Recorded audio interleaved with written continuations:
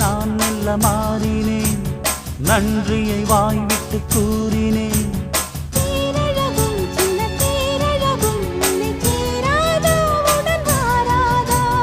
மானழகும் கெண்டை மீனழகும் கண்கள் காட்டாதா, இசை கூட்டாதா?